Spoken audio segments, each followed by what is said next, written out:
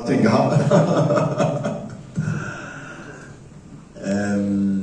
me first start by greeting members of the media.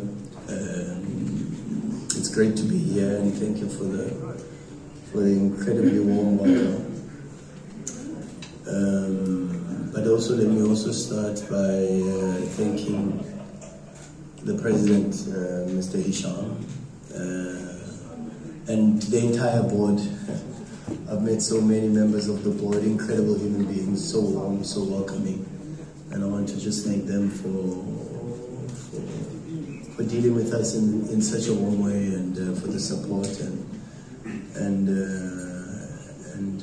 their appreciation, because I think immediately after Wydad found out that I had left Sundowns, I mean, it only took the president, the board, a couple of hours to get in contact with my agent, whom I also want to thank, Mr. Steve Kapulisnik, for an incredible commitment and hard work that he's had to go through for the last couple of days.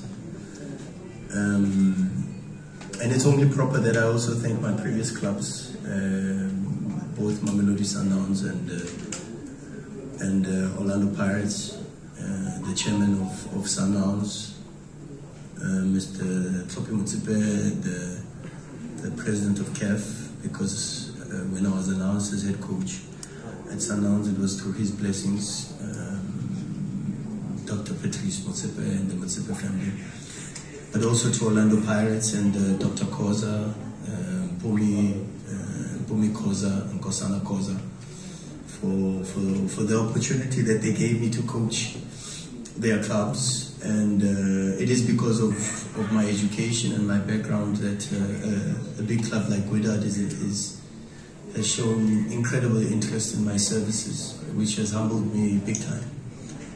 And I understand how big a challenge this is. Believe me, I don't come here with my eyes closed. The negotiations have taken quite a long time, because there were quite a few things that we had to agree on. And one thing I really appreciate is that the board